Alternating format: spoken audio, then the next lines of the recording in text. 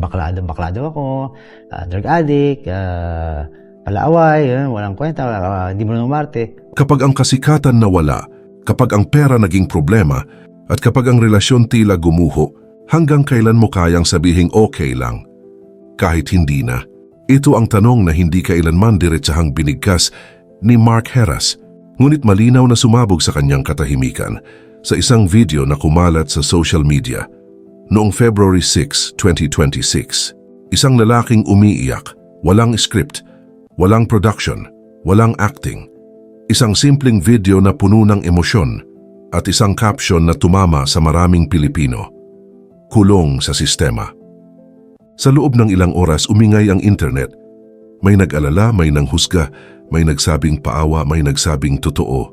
Pero para sa mga matagal nang sumusubaybay sa buhay ni Mark, malinaw ang isang bagay, hindi ito biglaan. Ito ay bunga ng mga taong piniling manahimik, magpakatatag at paulit-ulit na sabihing, okay lang, kahit hindi na. Balikan natin ang simula. Si Mark Angelo Santos Heras ay ipinanganak noong December 14, 1986. Lumaki siya sa pangangalaga ng kanyang adoptive gay parents, sina Tito Hermie at Daddy June, sa isang simpleng tahanan.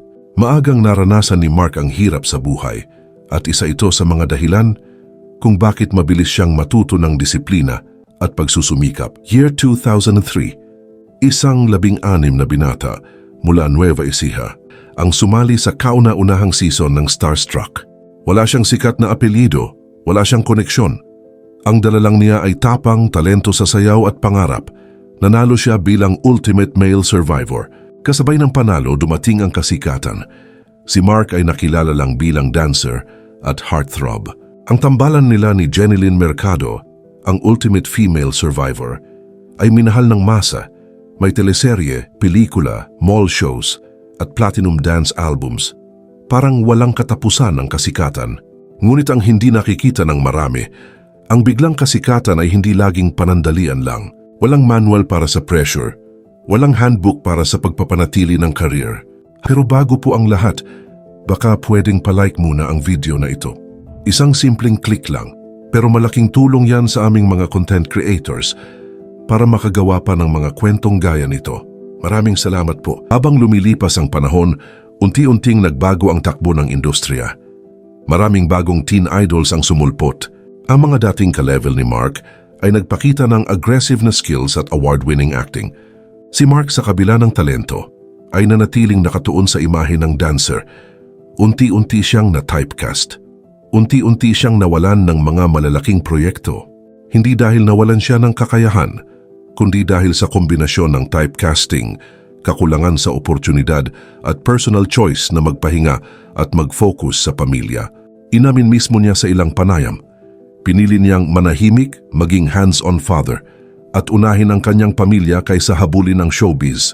Goal ko talaga is ayokong maka-experience ng kahirapan yung mga bata, yung anak ko. Ayokong dumating sa point na meron silang hingin sa akin tapos hindi ko mabibigay. Ayoko nung ganong sama ng lobos. Tapos, syempre, sa asawa ko, ayoko naman magkaroon ng dapat hindi kita pinakasalan. Alam mo, masakit sa ating responsable ka, yes, di ba po? So, talagang gagawin mo lahat para sa asawa or sa pamilya mo. Mas masaya ka ba ngayon? Yes, boss, totoo lang. Ganon? Oo, boss, kasi dati kasi pagka wala akong trabaho, parang doon ako yung depression, anxiety, di ba? Parang lahat naman tayo may depression, may anxiety. Pero pagka gumigising ako almost everyday na nakita ko yung anak ko, parang inatid ko sa school. Mas gusto ko yung feeling na yun. Kumbaga nung pandemic, natuwa ako kasi nakita kong lumaki yung bata. Nung nagkaroon ako ng baby, tapos yung time ng career ko before na Monday to Sunday ako may trabaho, wala. Ngunit ang showbiz hindi naghihintay. Kapag nawala ka sa eksena, may papalit agad. Dito nagsimula ang mga hamon sa pera. Noong 2021, lumabas ang balita na nangutang siya ng 30,000. Para sa ilan, maliit na halaga. Pero sa mata ng publiko, naging simbolo ito ng kawalan ng savings at pagiging laos.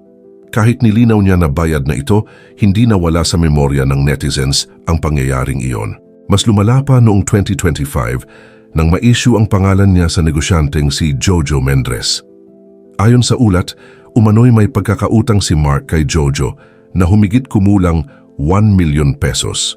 Kasabay nito nagsampa si Jojo ng reklamong grave threats na sinasabing nagmula sa hindi pagkakaintindihan sa personal at financial matters.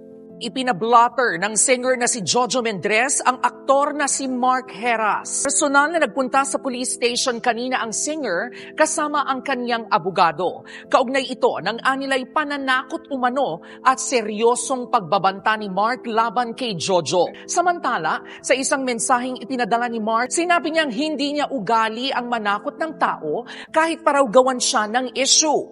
Mariing itinanggi ni Mark ang mga paratang. Ayon sa kanya, wala umanong katotohanan ng aligasyon at mas pinili niyang manahimik kaysa makipagsagutan sa publiko. Ngunit sa mata ng marami, ang detalye ng halagang 1 milyon ay lalong nagpatibay sa naratibong siya ay nahihirapan sa pinansyal.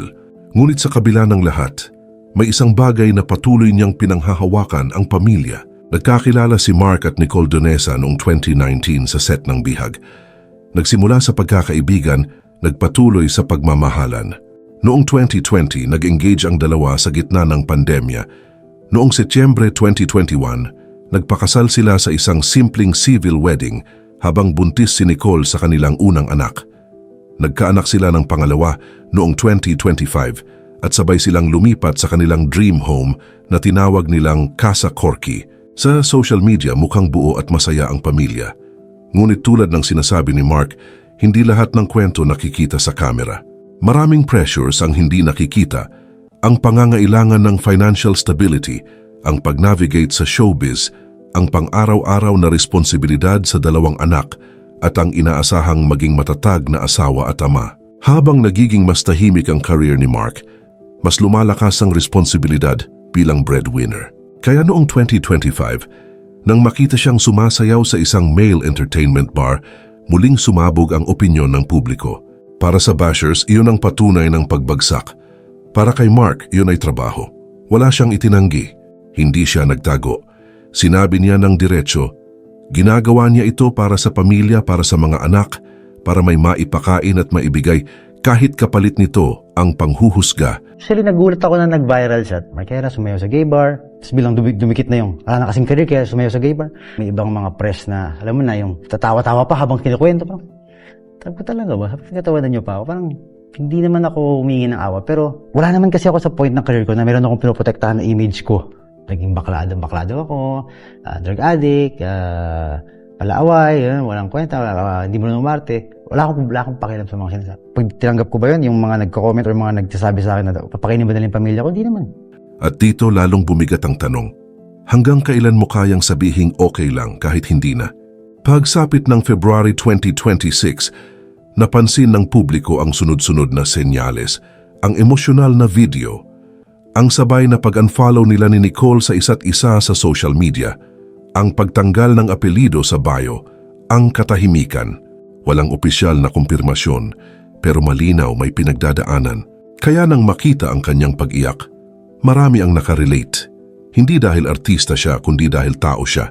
Si Mark isang lalaking sanay sumalo sa lahat. Isang lalaking bihirang humingi ng tulong ay napagod din. Ang bigat ng kasikatan, ang pressure sa pera, at ang komplikasyon sa relasyon, lahat ay sabay-sabay na bumagsak sa kanyang balikat. Marami ang nakaramdam ng simpatiya. Maraming kapwa-artista tulad ni Rocco Nasino, Carla Abellana at Rochelle Pangilinan ang nagpaabot ng suporta. Maraming netizens ang nagpakita ng pangunawa sa kanyang mental health at pagiging vulnerable.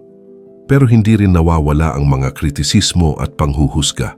Ngayon si Mark Heras ay mas kilala bilang negosyante kaysa artista. May meat shop franchise siya, crayfish business at iba pang side hustles. Tumanggap pa rin siya ng gigs kapag may saysay at magandang kita.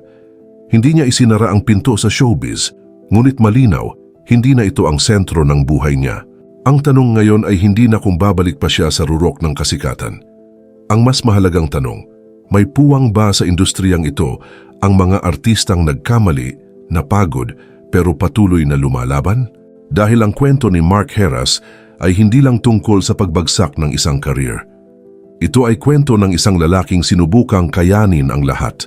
Hanggang sa isang araw, napagod din. At marahil ang kanyang pag-iyak ay hindi tanda ng kahinaan, kundi paalala na kahit ang mga inaasahang maging matatag ay may hangganan din.